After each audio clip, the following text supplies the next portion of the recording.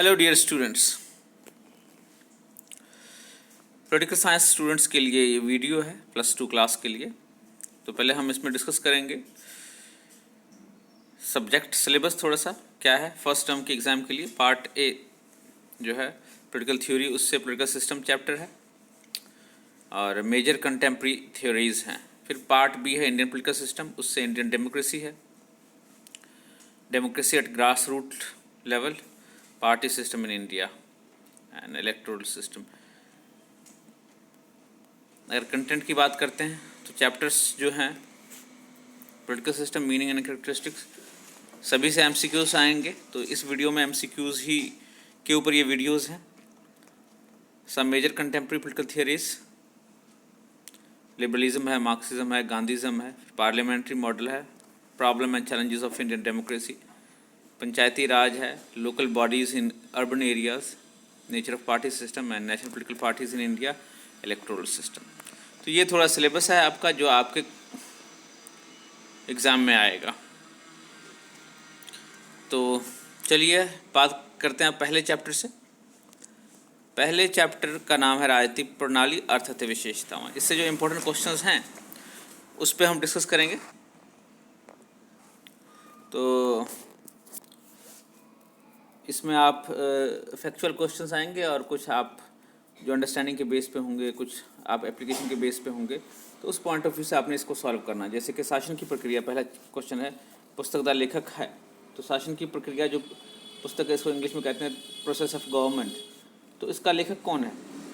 तो ये हमें पता होना चाहिए। ये है आर्थर बेंटले। रॉबर्ट डाहल की बुक है पॉलिटिकल सिस्टम, नहीं, डेविड ईस्टन की बुक है पॉलिटिकल सिस्टम। इसी तरह से अलग अलग राइटर्स के अलग अलग बुक है, आपको नाम याद रखना पड़ेगा, कीप इन माइंड। तो हमें यहाँ पता था द प्रोसेस ऑफ गवर्नमेंट जो है ये आर्थर बेंटले की बुक है। तो प्रणाली एक पूर्ण इकाई है जिहड़ा अनेक भागां दे मिलन तो बनती है। ये कथन किसदा है?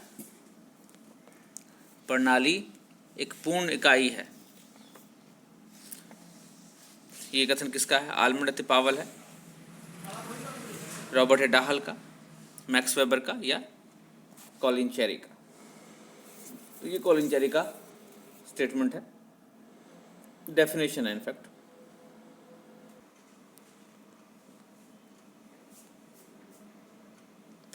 चलिए अगले क्वेश्चन पे चलते हैं। तो ये है हमारा अगला क्वेश्चन। राजनीतिक प्रणाली मनुखी संबंधां दा वो स्थाई नमूना है जिस विच काफ़ी मात्रा विच शक्ति शासन जां सत्ता शामिल है। और ये डेफिनेशन है। ये डेफिनेशन किसने दी है? आपको पता होना चाहिए डेफिनेशंस।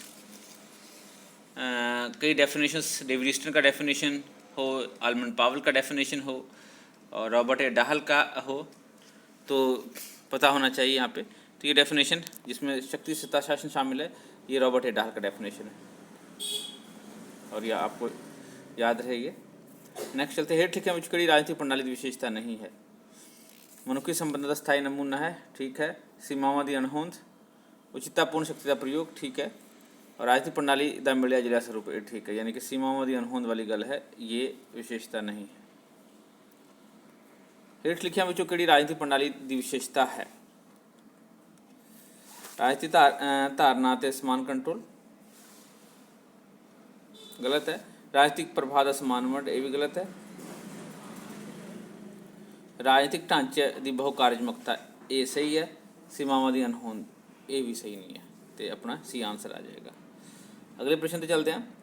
डेविड ईस्टन अनुसार हेठ लिखियां विचों राजनीतिक प्रणाली का किहड़ा निकास कारज है? डेविड ईस्टन अनुसार निकास कारज व्यवहार ਨੂੰ ਨਿਯਮਿਤ ਕਰਨ ਦੀ ਮੰਗ ਹੈ। ਨਿਕਾਸ ਕਾਰਜ ਨਹੀਂ, ਨਿਵੇਸ਼ ਕਾਰਜ ਹੈ। ਸੰਚਾਰ ਅਤੇ ਸੂਚਨਾ ਦੀ ਮੰਗ, ਇਹ ਵੀ ਨਿਕਾਸ ਕਾਰਜ ਹੈ। ਤੇ ਇਹ ਵੀ ਨਹੀਂ ਹੈ। ਰਾਜਨੀਤਿਕ ਪ੍ਰਣਾਲੀ ਵਿੱਚ ਭਾਗ ਲੈਣ ਦੀ ਮੰਗ, ਇਹ ਵੀ ਮੰਗ ਹੈ, ਸੋ ਇਹ ਵੀ ਨਹੀਂ ਹੈ। ਤੇ ਵਿਵਹਾਰ ਨੂੰ ਨਿਯਮਿਤ ਕਰਨਾ, ਇਹ ਹੈ। ਇਹ ਆਨਸਰ ਆਪਣਾ। ਡੇਵਿਡ ਈਸਟਨ ਅਨੁਸਾਰ ਹੇਠ ਲਿਖਿਆਂ ਵਿੱਚ ਰਾਜਨੀਤਿਕ ਪ੍ਰਣਾਲੀ ਦਾ ਕਿਹੜਾ ਨਿਕਾਸ ਕਾਰਜ ਨਹੀਂ ਹੈ? ਨਹੀਂ ਹੈ ਨਿਕਾਸ ਕਾਰਜ। व्यवहार को नियमित करना, ये निकास कार्य नहीं है, ये है निकास कार्य। इनफैक्ट वस्तुओं ते सेवावां दी वंड, ये भी निकास कार्य है। नीतियां ते उद्देश्यों का ऐलान, ये भी निकास कार्य है। देश ਦੀਆਂ ਸਰਹੱਦਾਂ ਦੀ ਰਾਖੀ ਕਰਨਾ, ਇਹ ਨਹੀਂ ਹੈ ਤੇ ਇਹ ਆਪਣਾ ਆਨਸਰ ਹੋ ਜਾਏਗਾ। ਆਲਮੰਡ ਅਤੇ ਪਾਵਲ ਅਨੁਸਾਰ ਹੇਠ ਲਿਖੇ ਵਿੱਚ ਕਿਹੜਾ ਰਾਜਨੀਤਿਕ ਪ੍ਰਣਾਲੀ ਦਾ ਨਿਕਾਸ ਕਾਰਜ ਹੈ? ਨਿਕਾਸ ਕਾਰਜ ਕੀ? राजनीतिक समाजीकरण ਤੇ ਭਰਤੀ ਇਹ ਨਿਵੇਸ਼ ਕਾਰਜ ਹੈ। ਹਿੱਤ ਸਮੂਹੀਕਰਨ ਇਹ ਵੀ ਨਿਵੇਸ਼ ਕਾਰਜ ਹੈ। ਹਿੱਤ ਸਪਸ਼ਟੀਕਰਨ ਇਹ ਵੀ ਨਿਵੇਸ਼ ਕਾਰਜ ਹੈ, ਯਾਨੀ ਕਿ ਬਚ ਗਿਆ ਨਿਯਮ ਨੂੰ ਲਾਗੂ ਕਰਨਾ ਤੇ ਇਹ ਉੱਤਰ ਹੈ। ਹੇਠ ਲਿਖਿਆਂ ਵਿੱਚੋਂ ਰਾਜ ਅਤੇ ਰਾਜਨੀਤਿਕ ਪ੍ਰਣਾਲੀ ਵਿਚਕਾਰ ਕਿਹੜਾ ਅੰਤਰ ਨਹੀਂ ਹੈ? ਕਿਹੜਾ ਅੰਤਰ ਨਹੀਂ ਹੈ ਉਹ ਦੇਖਣਾ ਆਪਾਂ। ਰਾਜ ਅਤੇ ਰਾਜਨੀਤਿਕ ਪ੍ਰਣਾਲੀ ਦਾ ਸਰੂਪ ਸਮਾਨ ਹੁੰਦਾ ਹੈ, ਗਲਤ ਹੈ। ਰਾਜ ਅਤੇ ਰਾਜਨੀਤਿਕ ਪ੍ਰਣਾਲੀ ਦੇ ਨਿਰਮਾਣਕ ਤੱਤਾਂ ਵਿੱਚ ਅੰਤਰ ਹੁੰਦਾ, ਸਹੀ ਹੈ। ਰਾਜ ਅਤੇ ਰਾਜਨੀਤਿਕ ਪ੍ਰਣਾਲੀ ਦੀਆਂ ਸੀਮਾਵਾਂ ਵਿਚਕਾਰ ਅੰਤਰ ਹੁੰਦਾ, ਸਹੀ ਹੈ। ਇਹ ਵੀ ਸਾਰੇ ਰਾਜ ਸਮਾਨ ਹੁੰਦੇ ਹਨ ਜਦਕਿ ਰਾਜਨੀਤਿਕ ਪ੍ਰਣਾਲੀਆਂ ਵਿਚਕਾਰ ਭਿੰਨਤਾ ਹੁੰਦੀ, ਇਹ ਵੀ ਸਹੀ ਹੈ। ਇਟ ਮੀਨਸ ਸਾਡਾ ਇਹ ਆਨਸਰ ਹੈ, ਯਾਨੀ ਕਿ ਵਿਚਕਾਰ ਕਿਹੜਾ ਅੰਤਰ ਨਹੀਂ ਹੈ।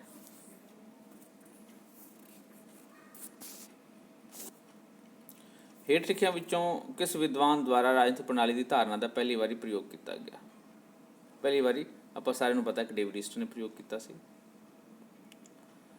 ਡੇਵਿਡ ਈਸਟਨ ਦੁਆਰਾ ਲਿਖੀ ਪੁਸਤਕ ਰਾਜਨੀਤਿਕ ਪ੍ਰਣਾਲੀ ਦਾ ਪੋਲੀਟੀਕਲ ਸਿਸਟਮ ਕਦੋਂ ਲਿਖੀ ਗਈ? ਤੇ 1953 ਦੇ ਵਿੱਚ, ਬਿਲਕੁਲ ਸਿੱਧਾ ਸਾਦਾ ਆਨਸਰ ਹੈ। ਤੇ ਸਮੇਂ ਸਿਰ ਕਰਾਂ ਦੀ ਅਦਾਇਗੀ ਕਿਸ ਪ੍ਰਕਾਰ ਦੇ ਸਮਰਥਨ ਅਧੀਨ ਆਉਂਦਾ ਹੈ? ਸਮੇਂ ਸਿਰ ਕਰਾਂ ਦੀ ਅਦਾਇਗੀ ਤੇ ਇਹ ਆਉਂਦਾ ਹੈ ਤੁਹਾਡੇ ਬਹੁਤ ਭੌਤਿਕ ਸਮਰਥਨ ਦੇ। ਤੇ ਇਸ ਪ੍ਰਕਾਰ ਇਹ ਇਸ ਪਹਿਲੇ ਚੈਪਟਰ ਤੋਂ ਕੁਛ ਆਨਸਰ ਸੀਗੇ। ਉਮੀਦ ਹੈ ਕਿ ਤੁਹਾਨੂੰ ਕਲੀਅਰ ਹੋ ਗਿਆ ਹੋਵੇਗਾ। ਜੇ ਕਲੀਅਰ ਨਹੀਂ ਹੁੰਦਾ ਹੈ ਤਾਂ ਵੀਡੀਓ ਨੂੰ ਬੈਕ ਕਰਕੇ ਤੁਸੀਂ ਦੇਖ ਸਕਦੇ ਹੋ। ਰਾਈਟ, ਇੱਥੇ ਆਨਸਰ ਦਿੱਤੇ ਹੋਏ ਆ। ਇਹ ਜਿਹੜੇ ਆਨਸਰ ਤੁਸੀਂ ਇਹਨਾਂ ਆਨਸਰ ਨੂੰ ਦੇਖ ਸਕਦੇ ਹੋ ਔਰ ਉਸ ਤੋਂ ਬਾਅਦ ਫਿਰ ਲਿਖ ਸਕਦੇ ਹੋ ਪਹਿਲਾਂ, ਔਰ ਉਸ ਤੋਂ ਬਾਅਦ ਫਿਰ ਦੁਬਾਰਾ ਤੋਂ ਇਸ ਨੂੰ ਸੋਲਵ ਕਰ ਸਕਦੇ ਹੋ। ਚਲੋ ਉਦਾਰਵਾਦ ਚੈਪਟਰ ਵਿੱਚੋਂ ਕੁਐਸਚਨ ਆਨਸਰ ਦੇਖਦੇ ਹਾਂ। ਸਧਾਰਨ ਰੂਪ ਵਿੱਚ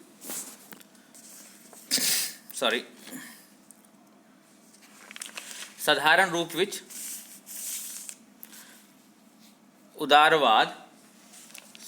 ਵਿੱਚ ਉਦਾਰਵਾਦ ਵਿਅਕਤੀਗਤ ਸੁਤੰਤਰਤਾ, ਨਿਆਇਕ ਸੁਰੱਖਿਆ ਅਤੇ ਸੰਵਿਧਾਨਕ ਰਾਜ ਦਾ ਸਿਧਾਂਤ ਅਤੇ ਵਿਵਹਾਰ ਹੈ। ਇਨਫੈਕਟ ਇਹ ਕਥਨ ਕਿਸ ਦਾ ਹੈ? ਤੇ ਉੱਤਰ ਅਪਣਾਉਣਾ ਚਾਹੀਦਾ। ਇਹ ਕਥਨ ਹੈ ਸਾਰਟੋਰੀ ਦਾ, ਹੈਲੋਵੈਲ ਦਾ, ਲਾਸਕੀ ਦਾ, ਅਰਸਤੂ ਦਾ। ਤੇ ਇਹ ਕਥਨ ਹੈ ਮੇਰੇ ਹਿਸਾਬ ਨਾਲ ਸਾਰਟੋਰੀ ਦਾ। ਇਹ ਕਥਨ ਹੈ ਸਾਰਟੋਰੀ ਦਾ। ਚਲੋ ਚਲਦੇ ਹਾਂ ਦੂਸਰੇ ਕੁਐਸਚਨ ਤੇ। ਦੂਸਰਾ ਕੁਐਸਚਨ ਕਹਿੰਦਾ ਹੈ ਇਸ ਵਿੱਚ ਕੋਈ ਸ਼ੱਕ ਨਹੀਂ ਕਿ ਉਦਾਰਵਾਦ ਦਾ ਸੁਤੰਤਰਤਾ ਨਾਲ ਸਿੱਧਾ ਸੰਬੰਧ ਹੈ। ਇਹ ਕਥਨ ਕਿਸ ਦਾ ਹੈ? ਉਦਾਰਵਾਦ ਦਾ ਸੁਤੰਤਰਤਾ ਨਾਲ ਸਿੱਧਾ ਸੰਬੰਧ ਹੈ ਤੇ ਇਹ ਕਥਨ ਹੈ ਲਾਸਕੀ ਦਾ।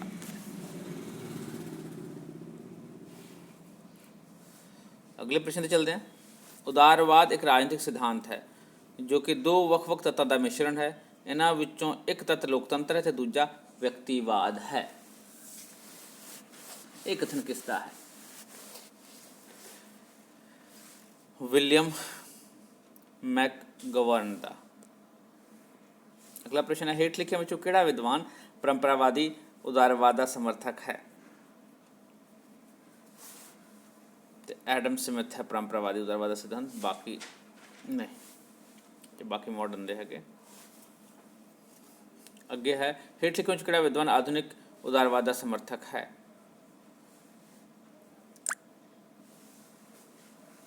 ਆਧੁਨਿਕ ਉਦਾਰਵਾਦ ਦਾ ਸਮਰਥਕ ਜੌਨ ਲੌਕ ਨਹੀਂ ਹੈ, ਐਡਮ ਸਮਿਥ ਨਹੀਂ ਹੈ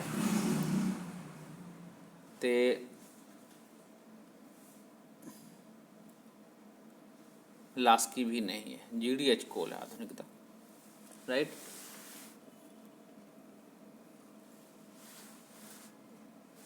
ਅਗਲਾ ਪ੍ਰਸ਼ਨ ਹੈ ਵੱਧ ਤੋਂ ਵੱਧ ਲੋਕਾਂ ਦੀ ਵੱਧ ਤੋਂ ਵੱਧ ਖੁਸ਼ੀ ਦੇ ਵਿਚਾਰ ਦੇ ਸਮਰਥਕ ਹਨ ਕੌਣ? ਬੇਸਿਕਲੀ ਇਹ ਜਿਹੜੇ ਸਮਰਥਕ ਹਨ ਇਹ ਹਨ ਉਪਯੋਗਤਾਵਾਦੀ, ਯੂਟਿਲਿਟੇਰੀਅਨ ਇਹਨੂੰ ਇੰਗਲਿਸ਼ 'ਚ ਕਿਹਾ ਜਾਂਦਾ ਹੈ। ਤੇ ਆਨਸਰ ਹੈ C. The spirit of law ਪੁਸਤਕ ਦਾ ਲੇਖਕ ਸੀ। Spirit of law, the spirit of law ਪੁਸਤਕ ਦਾ ਲੇਖਕ ਕੌਣ ਹੈ? ਮੋਂਟੈਸਕਿਊ, ਰੂਸੋ, ਜੈਸਮਿਲ, ਬੈਂਥਮ, ਕੌਣ ਹੈ?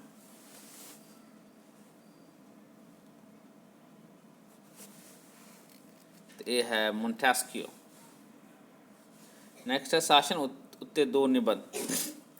ਸ਼ਾਸਨ ਉੱਤੇ ਦੋ ਨਿਬੰਧ ਜਿਹੜੀ ਪੁਸਤਕ ਹੈ, ਯਾਨੀ ਕਿ ਟੂ ਟ੍ਰੀਟੀਜ਼ ਔਨ ਗਵਰਨਮੈਂਟ, ਇਸ ਦਾ ਲੇਖਕ ਕੌਣ ਹੈ? John lock. ਇਹਦਾ ਆਨਸਰ ਹੈ।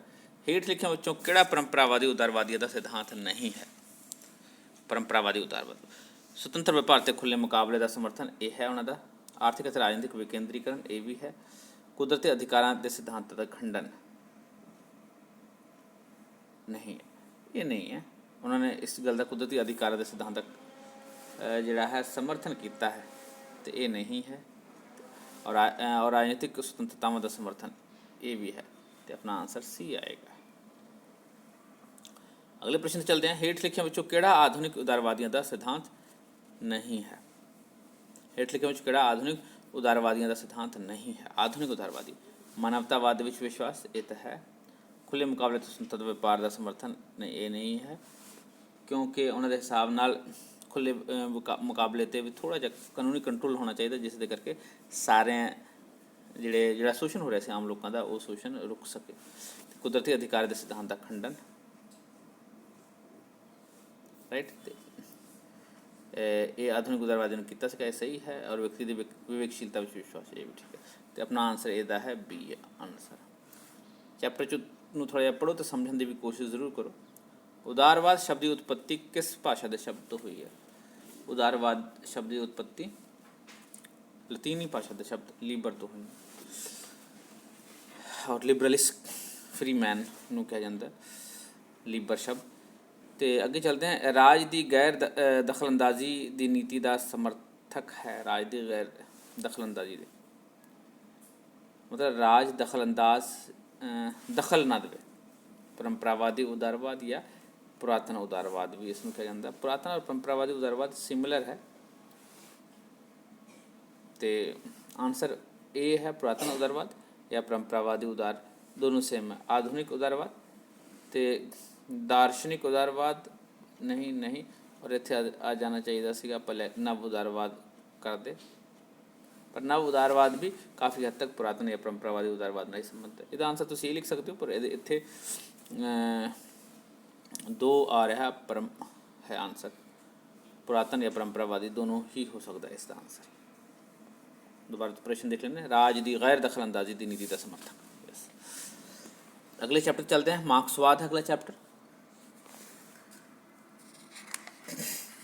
मार्क्सवाद हेठ लिखिया विचों विज्ञानिक समाजवाद का पितामह कौन है? सबनों पता है विज्ञानिक समाजवाद का पिता कार्ल मार्क्स है। समाजवादी ऐलाननामा का लेखक कौन सी? तो अपन पता है कार्ल मार्क्स। हेठ लिखिया विचों किस देश में कार्ल मार्क्स का जन्म होया सी? जर्मनी होया सीगा 1818 कदों होया सी? 1818 विच। ओके,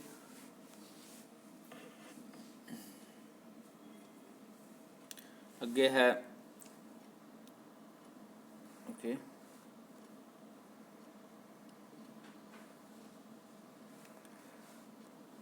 ਅਜਿਹੇ ਵਿਅਕਤੀ ਨੂੰ ਅਸੀਂ ਅੱਖੋਂ ਓਲੇ ਨਹੀਂ ਕਰ ਸਕਦੇ ਹਾਂ ਜਿਸ ਨੇ ਸੰਸਾਰ ਨੂੰ ਦੋ ਗੁੱਟਾਂ ਵਿੱਚ ਵੰਡ ਦਿੱਤਾ ਸੀ। ਇਹ ਕਥਨ ਕਿਸ ਦਾ ਸੀ? ਬਹੁਤ ਵਧੀਆ ਕਥਨ ਹੈ ਔਰ ਇਹ ਕਾਰਲ ਮਾਰਕਸ ਦੇ ਲਈ ਇਹ ਕਥਨ ਹੈ ਔਰ ਇਹ ਕਥਨ ਸੀ ਮੈਕਸੇ ਦਾ। ਉਹਨਾਂ ਨੇ ਕੇਵਲ ਸੁੰਦਰ ਗੁਲਾਬ ਦੇ ਨਜ਼ਾਰੇ ਲਏ ਸਨ, ਪਰੰਤੂ ਗੁਲਾਬ ਦੇ ਪੌਦਿਆਂ ਲਈ ਜ਼ਮੀਨ ਤਿਆਰ ਨਹੀਂ ਸੀ ਕੀਤੀ ਅਤੇ ਉਹਨਾਂ ਨੂੰ ਕੇਵਲ ਸੁੰਦਰਤਾ ਦਾ ਭੋਜਨ ਦਿੱਤਾ ਸੀ। ਇਹ ਕਥਨ ਕਿਸ ਦਾ ਹੈ? ਇਹ ਕਥਨ ਸੀ.ਐਲ. ਵੈਪਰ ਦਾ। ਕੁਝ ਕਥਨ ਤੇ ਰੱਟੇ ਮਾਰਨੇ ਪੈਣੇ ਬੱਚਿਓ, ਯਾਦ ਰੱਖਣਾ ਕਿ ਇਹਦੇ ਕੀ ਕਥਨ ਹੈਗੇ। ਡੈਫੀਨੇਸ਼ਨ ਤੇ ਵੀ ਥੋੜ੍ਹੇ ਰੱਟੇ ਮਾਰਨੇ ਪੈਂਦੇ ਆ। ਇੱਕ ਦੋ ਚਾਰ ਡੈਫੀਨੇਸ਼ਨ ਜੇ ਰੱਟ ਲੈਂਦੇ ਹੋ ਤਾਂ ਉਸ ਤੋਂ ਕਲੀਅਰ ਹੋ ਜਾਂਦਾ ਕਿ ਇਹ ਡੈਫੀਨੇਸ਼ਨ ਇਸ ਦਾ ਹੈ ਅਤੇ ਇਹ ਡੈਫੀਨੇਸ਼ਨ ਇਸ ਦਾ ਹੋ ਸਕਦਾ। ਆਪਸ਼ਨ ਵੇਲੇ ਉਹ ਫਿਰ ਈਜ਼ੀ ਰਹਿੰਦਾ ਤੁਹਾਨੂੰ ਚੁਣਦੇ ਨੂੰ। ਹੇਠ ਲਿਖਿਆਂ ਵਿੱਚ ਕਿਹੜਾ ਕਲਪਨਾਵਾਦੀ ਸਮਾਜਵਾਦੀ ਸੀ? ਕਲਪਨਾਵਾਦੀ ਫਰੈਡਰਿਕ ਐਂਜਲਸ ਨਹੀਂ ਸੀ, ਲੈਨਿਨ ਨਹੀਂ ਸੀ, ਕਾਰਲ ਮਾਰਕਸ ਨਹੀਂ ਸੀ ਤੇ ਬਚ ਗਿਆ ਸੇਂਟ ਸਾਈਮਨ ਤੇ ਇਹੀ ਸੀ। ਹੇਠ ਲਿਖਿਆਂ ਵਿੱਚੋਂ ਕਿਹੜਾ ਵਿਦਵਾਨ ਕਲਪਨਾਵਾਦੀ ਸਮਾਜਵਾਦੀ ਨਹੀਂ ਸੀ?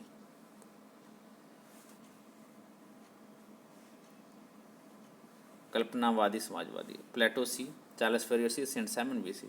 ਰਹਿ ਗਿਆ ਕਾਰਲ ਮਾਰਕਸ, ਇਹ ਨਹੀਂ ਸੀ। ਇਹ ਸਮਾਜਿਕ ਆਪਣਾ ਵਿਗਿਆਨਿਕ ਸਮਾਜਵਾਦ ਦਾ ਪਿਤਾਮਾ ਇਹਨਾਂ ਨੂੰ ਆਪਾਂ ਕਹਿੰਦੇ ਹਾਂ। ਹੇਠ ਲਿਖਿਆਂ ਵਿੱਚੋਂ ਕਿਹੜਾ ਮਾਰਕਸਵਾਦੀ ਸਿਧਾਂਤ ਨਹੀਂ ਹੈ? ਮਾਰਕਸਵਾਦੀ ਸਿਧਾਂਤ ਭੌਤਿਕ ਦਵੰਦਵਾਦ ਵਿੱਚ ਵਿਸ਼ਵਾਸ, ਇਹ ਹੈ। ਰਾਜ ਰਹਿਤ ਅਤੇ ਵਰਗ ਸਮਾਜ ਦਾ ਸੁਪਨਾ, ਇਹ ਹੈ। ਵਾਧੂ ਮੁੱਲ ਦਾ ਸਿਧਾਂਤ, ਇਹ ਹੈ। ਨਿੱਜੀ ਖੇਤਰ ਦੀ ਸ੍ਰੇਸ਼ਟਤਾ, ਇਹ ਨਹੀਂ ਹੈ। ਤਾਂ ਆਪਣਾ ਆਨਸਰ ਇਹ ਹੈ। ਹੇਠ ਲਿਖੇ ਵਿੱਚ ਕਿਹੜਾ ਮਾਰਕਸਵਾਦੀ ਸਿਧਾਂਤ ਹੈ? ਸੰਵਿਧਾਨਿਕ ਵਿਧੀਆਂ ਵਿੱਚ ਵਿਸ਼ਵਾਸ, ਇਹ ਨਹੀਂ ਹੈ। ਇੱਕ ਪਾਰਟੀ ਸ਼ਾਸਨ, ਇਹ ਹੈ। ਪੂੰਜੀਵਾਦ ਦਾ ਪ੍ਰਸਾਰ, ਇਹ ਨਹੀਂ ਹੈ।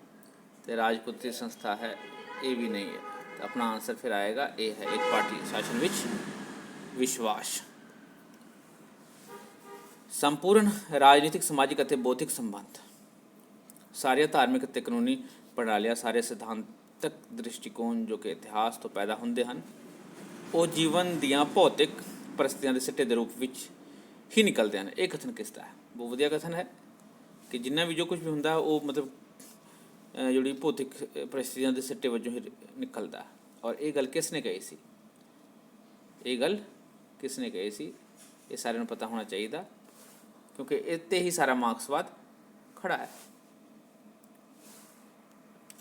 ਇਹ ਕਾਰਲ ਮਾਰਕਸ ਨੇ ਕਹੀ ਸੀ। ਹੇਠ ਲਿਖਿਆਂ ਵਿੱਚੋਂ ਕਿਹੜਾ ਸਿਧਾਂਤ ਮਾਰਕਸਵਾਦ ਨਾਲ ਸੰਬੰਧਿਤ ਨਹੀਂ ਹੈ? ਵਾਧੂ ਮੁੱਲ ਦਾ ਸਿਧਾਂਤ ਹੈ। ਇਤਿਹਾਸ ਦੀ ਭੌਤਿਕਵਾਦੀ, ਇਹ ਹੈ। ਮਜ਼ਦੂਰਾਂ ਦੀ ਤਾਨਾਸ਼ਾਹੀ, ਇਹ ਵੀ ਹੈ। ਰਾਜ ਉਪਯੋਗੀ ਸੰਸਥਾ ਹੈ, ਇਹ ਨਹੀਂ ਹੈ। ਰਾਜ ਦੇ ਖਤਮ ਹੋਣ ਦੀ ਗੱਲ ਕਰਦੇ ਆ ਕਾਰਲ ਮਾਰਕਸ ਔਰ ਮਾਰਕਸਵਾਦੀ ਵਿਚਾਰਧਾਰਾ।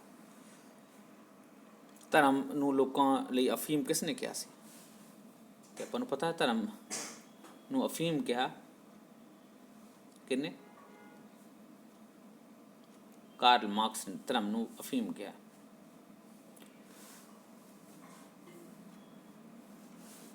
ਕਈ ਡੇਵਿਡ ਈਸਟਨ ਬਾਰੇ ਹੈ ਇੱਥੇ, ਕਿਉਂਕਿ ਆਪਸ਼ਨ 'ਚ ਦਿੱਤਾ ਹੋਇਆ ਤੇ ਇਹ ਨਹੀਂ ਹੈ। ਧਰਮ ਨੂੰ ਅਫੀਮ ਕਾਰਲ ਮਾਰਕਸ ਨੇ ਕਿਹਾ।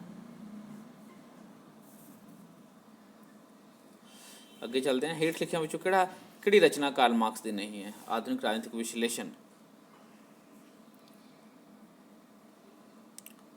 ਆਧੁਨਿਕ ਰਾਜਨੀਤਿਕ ਵਿਸ਼ਲੇਸ਼ਣ, ਇਹ ਹੈ। ਦਾਸ ਕੈਪੀਟਲ ਵੀ ਹੈ, ਕਮਿਊਨਿਸਟ ਮੈਨੀਫੈਸਟੋ ਵੀ ਹੈ, ਔਰ ਮੁੱਲ ਕੀਮਤ ਅਤੇ ਲਾਭ। ਮੁੱਲ ਕੀਮਤ ਅਤੇ ਲਾਭ, ਜਸਟ ਵੇਟ ਅ ਸੈਕਿੰਡ। ਤੇ ਇਸ ਦੇ ਵਿੱਚ ਇਹ ਜਿਹੜੀ 4 ਕਿਤਾਬਾਂ ਹੈ, ਇਹ ਵੀ ਮਾਰਕਸ ਦੀ। ਆਧੁਨਿਕ ਰਾਜਨੀਤਿਕ ਵਿਸ਼ਲੇਸ਼ਣ ਨਹੀਂ ਹੈ, ਕਿਉਂਕਿ ਰਾਜਨੀਤਿਕ ਅਰਥ ਵਿਵਸਥਾ ਦੀ ਆਲੋਚਨਾ, ਸਾਮਵਾਦੀ ਐਲਾਨਨਾਮਾ, ਉਦਘਾਟਨੀ ਭਾਸ਼ਣ, ਦਾਸ ਕੈਪੀਟਲ ਤੇ ਮੁੱਲ ਕੀਮਤ ਲਾਭ, ਇਹ ਮੇਨ ਬੁੱਕਸ ਜੋ ਨਜ਼ਰ ਦੇ ਵਿੱਚ ਆਉਂਦੇ ਕਿਤਾਬਾਂ 'ਚ ਲਿਖੇ ਹੁੰਦੇ ਨੇ। ਤੇ ਇਸ ਦਾ ਮਤਲਬ ਇਹ ਨਹੀਂ ਹੈ। ਇਹਦਾ ਆਨਸਰ ਇਹ ਹੋਏਗਾ। 3D ਦਿੱਤਾ ਹੋਇਆ, ਉਸ ਹਿਸਾਬ ਨਾਲ ਤੁਸੀਂ ਇਸ ਚੀਜ਼ ਨੂੰ ਚੈੱਕ ਕਰ ਲੈਣਾ। ਚਲੋ ਅੱਗੇ ਚੱਲਦੇ ਹਾਂ। ਅਗਲਾ ਚੈਪਟਰ ਆਪਣਾ ਮਹਾਤਮਾ ਗਾਂਧੀ ਦੇ ਰਾਜਨੀਤਿਕ ਵਿਚਾਰ। ਮਹਾਤਮਾ ਗਾਂਧੀ ਦੇ ਰਾਜਨੀਤਿਕ ਵਿਚਾਰ ਦੇ ਵਿੱਚੋਂ ਸਭ ਤੋਂ ਪਹਿਲਾਂ ਕੁਐਸਚਨ ਆਉਂਦਾ ਹੈ, ਮਹਾਤਮਾ ਗਾਂਧੀ ਦਾ ਜਨਮ ਕਦੋਂ ਹੋਇਆ ਸੀ? 2 ਅਕਤੂਬਰ 1869 ਨੂੰ। ਹੇਠ ਲਿਖਿਆਂ ਵਿੱਚ ਕਿਸ ਦਾ ਗਾਂਧੀ ਜੀ 'ਤੇ ਪ੍ਰਭਾਵ ਨਹੀਂ ਸੀ? ਭਗਵਦ ਗੀਤਾ ਦਾ ਸੀ, ਬਾਈਬਲ ਦਾ ਸੀ, ਟੋਲਸਟਾਏ ਦਾ ਸੀ, ਫਾਸੀਵਾਦ ਦਾ ਨਹੀਂ ਸੀ। Kingdom of God is within you ਪੁਸਤਕ ਦਾ ਲੇਖਕ ਕੌਣ ਸੀ? Kingdom of God is within you, ਇਹ ਪੁਸਤਕ ਦਾ ਲੇਖਕ ਕੌਣ ਸੀ? ਆਪਣੇ ਕੋਲ ਐਗਜ਼ਾਮਪਲ ਹੈ ਹੈਨਰੀ ਡੇਵਿਡ ਥੂਰੋ, ਟੋਲਸਟਾਏ, ਮਹਾਤਮਾ ਗਾਂਧੀ ਤੇ ਜੌਨ ਰਸਕਿਨ। ਮਹਾਤਮਾ ਗਾਂਧੀ ਤਾਂ ਨਹੀਂ ਸੀ, ਕਿਉਂਕਿ ਇਸ ਬੁੱਕ ਦਾ ਮਹਾਤਮਾ ਗਾਂਧੀ 'ਤੇ ਬੜਾ ਪ੍ਰਭਾਵ ਪਿਆ ਸੀ। ਇਹ ਬੁੱਕ ਸੀ ਟੋਲਸਟਾਏ ਦਾ। ਮਹਾਤਮਾ ਗਾਂਧੀ ਜੀ ਦਾ ਰਾਜਨੀਤਿਕ ਗੁਰੂ ਕੌਣ ਸੀ? ਗੋਪਾਲ ਕ੍ਰਿਸ਼ਨ ਗੋਖਲੇ। ਗਾਂਧੀ ਜੀ ਦੇ ਆਰਥਿਕ ਦ੍ਰਿਸ਼ਟੀਕੋਣ ਨੂੰ ਪ੍ਰਭਾਵਿਤ ਕੀਤਾ ਸੀ? ਆਰਥਿਕ ਦ੍ਰਿਸ਼ਟੀਕੋਣ ਨੂੰ 4 ਆਪਸ਼ਨ ਹੈਗੇ। John Ruskin, Henry David Thoreau, Karl Marx and Tolstoy. John Ruskin ਨੇ। ਅਨਟੂ ਦਿਸ ਲਾਸਟ ਪੁਸਤਕ ਦਾ ਲੇਖਕ ਕੌਣ ਸੀ? John Ruskin. ਗਾਂਧੀ ਮਰ ਸਕਦਾ ਹੈ ਪਰੰਤੂ ਗਾਂਧੀਵਾਦ ਨਹੀਂ ਮਰ ਸਕਦਾ, ਇਹ ਕਥਨ ਕਿਸ ਦਾ ਹੈ? ਇਹ ਕਥਨ ਖੁਦ ਗਾਂਧੀ ਜੀ ਦਾ ਹੈ। ਹੇਠ ਲਿਖਿਆਂ ਵਿੱਚੋਂ ਕਿਹੜਾ ਵਿਚਾਰ ਗਾਂਧੀ ਜੀ ਦਾ ਨਹੀਂ ਹੈ? ਰਾਜ ਸਾਧਨ ਹੈ ਨਾ ਕਿ ਉਦੇਸ਼, ਇਹ ਕਥਨ ਉਹਨਾਂ ਦਾ ਹੈ। ਉਦੇਸ਼ਾਂ ਅਤੇ ਸਾਧਨਾਂ ਵਿੱਚ ਗੂੜੇ ਸੰਬੰਧ ਹੁੰਦੇ ਨੇ, ਇਹ ਵੀ ਹੈ। ਅਹਿੰਸਾ ਵਿੱਚ ਵਿਸ਼ਵਾਸ, ਇਹ ਨਹੀਂ ਮੰਨਦੇ ਸੀਗੇ ਉਹ ਹਿੰਸਾ, ਇਹ ਵੀ ਅਹਿੰਸਾ ਵਿੱਚ ਵਿਸ਼ਵਾਸ ਰੱਖਦੇ ਸੀਗੇ। ਵਰਗ ਸੰਘਰਸ਼ ਵਿੱਚ ਵਿਸ਼ਵਾਸ, ਇਹ ਵਾਲਾ ਕਥਨ ਉਹਨਾਂ ਦਾ ਨਹੀਂ, ਸੌਰੀ। ਤੇ ਡੀ ਇਹਦਾ ਆਪਸ਼ਨ ਆਪਣਾ। ਹੇਠ ਲਿਖਿਆਂ ਵਿੱਚੋਂ ਕਿਹੜਾ ਵਿਚਾਰ ਗਾਂਧੀ ਜੀ ਦਾ ਹੈ? ਬਹੁਮਤ ਦੇ ਸਿਧਾਂਤ ਦਾ ਸਮਰਥਨ, ਬਹੁਮਤ ਦੇ ਸਿਧਾਂਤ ਦਾ ਸਮਰਥਨ ਨਹੀਂ ਹੈ। ਰਾਜ ਟੀਚਾ ਹੈ ਨਾ ਕਿ ਸਾਧਨ, ਇਹ ਵੀ ਨਹੀਂ ਹੈ। ਸੁਧਾਰਵਾਦੀ ਸਜ਼ਾਵਾਂ, ਹਾਂ ਇਹ ਸੁਧਾਰਵਾਦੀ ਸਜ਼ਾਵਾਂ 'ਚ ਵਿਸ਼ਵਾਸ ਰੱਖਦੇ ਸਨ। ਰਾਸ਼ਟਰਵਾਦ ਅਤੇ ਅੰਤਰਰਾਸ਼ਟਰਵਾਦ ਵਿੱਚ ਵਿਰੋਧ, ਇਹ ਵੀ ਨਹੀਂ ਮੰਨਦੇ ਸਨ ਉਹ। ਤੇ ਸੀ ਇਹਦਾ ਆਪਣਾ ਆਪਸ਼ਨ ਹੈ। ਹੇਠ ਲਿਖਿਆਂ ਵਿੱਚੋਂ ਕਿਹੜੀ ਵਿਸ਼ੇਸ਼ਤਾ ਮਹਾਤਮਾ ਗਾਂਧੀ ਜੀ ਦੇ ਆਦਰਸ਼ ਰਾਜ ਦੀ ਨਹੀਂ ਸੀ? ਰਾਜ ਦੇ ਧਰਮ ਨਿਰਪੱਖ ਰੂਪ ਵਿੱਚ ਵਿਸ਼ਵਾਸ,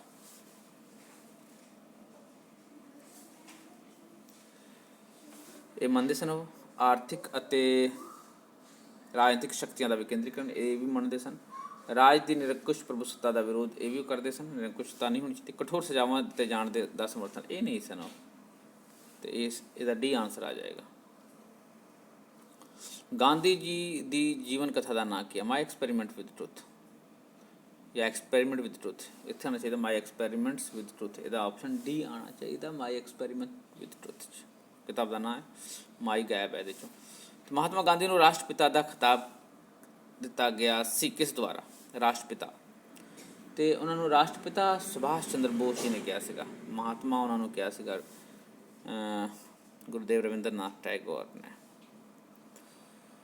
ਹੇਠ ਲਿਖਿਆਂ ਵਿੱਚੋਂ, ਔਰ ਉਹਨਾਂ ਨੂੰ ਬਾਪੂ ਕਹਿੰਦੇ ਸੀਗੇ I think Jawahar Lal Nehru probably, Bal Gangadhar Tilak ਅਤੇ ਗੋਪਾਲ ਕ੍ਰਿਸ਼ਨ ਗੋਖਲੇ ਉਹਨਾਂ ਤੋਂ ਏਜ ਵਿੱਚ ਵੱਡੇ ਸਨ ਕਾਫੀ। ਤੇ ਵਿਚਾਰਕ ਮਤਭੇਦ ਵੀ ਸੀ ਬਾਲ ਗੰਗਾਧਰ ਤਿਲਕ ਦੇ ਨਾਲ ਸਪੈਸ਼ਲੀ, ਤੇ ਗੋਪਾਲ ਕ੍ਰਿਸ਼ਨ ਗੋਖਲੇ ਤੋਂ ਉਹਨਾਂ ਦੇ ਗੁਰੂ ਸਨ। ਹੇਠ ਲਿਖਿਆਂ ਵਿੱਚੋਂ ਕਿਹੜਾ ਸੱਤਿਆਗ੍ਰਹਿ ਦਾ ਸਾਧਨ ਨਹੀਂ ਹੈ? ਵਰਤ ਰੱਖਣਾ ਸਾਧਨ ਹੈ, ਯਸ ਹੈ। ਹਿਜਰਤ ਵੀ ਸਾਧਨ ਹੈ, ਸ਼ਾਂਤਮਈ ਵਿਰੋਧ ਵੀ ਸਾਧਨ ਹੈ। ਹਿੰਸਕ ਸਾਧਨਾਂ ਦੀ ਵਰਤੋਂ ਕਰਨਾ, ਇਹ ਨਹੀਂ ਹੈ। ਤੇ ਇਹ ਸਨ ਪਾਰਟ ਏ ਦੇ ਵਿੱਚੋਂ ਇੰਪੋਰਟੈਂਟ ਕੁਐਸਚਨਸ। ਇੱਥੋਂ ਸ਼ੁਰੂ ਹੁੰਦਾ ਪਾਰਟ ਬੀ, ਤੇ ਆਲਮੋਸਟ ਵੀਡੀਓ ਵੀ 22-23 ਮਿੰਟ ਦਾ ਬਣ ਗਿਆ ਹੈ। ਤੇ ਪਾਰਟ ਬੀ ਲਈ ਮੈਂ ਦੂਸਰਾ ਵੀਡੀਓ ਬਣਾ ਦਿੰਦਾ ਵਾਂ, ਤੇ ਪਾਰਟ ਏ ਇੱਥੋਂ ਹੀ ਖ਼ਤਮ ਕਰਦੇ ਹਾਂ। ਤੁਸੀਂ ਇਸ ਨੂੰ ਰਿਵੀਜ਼ਨ ਕਰ ਲੈਣਾ, ਲਿਖ ਕੇ ਦੇਖ ਲੈਣਾ ਬਾਰ-ਬਾਰ। ਤੇ ਚਲੋ ਮਿਲਦੇ ਫਿਰ ਅਗਲੇ ਵੀਡੀਓ 'ਚ। Till then take care, bye bye.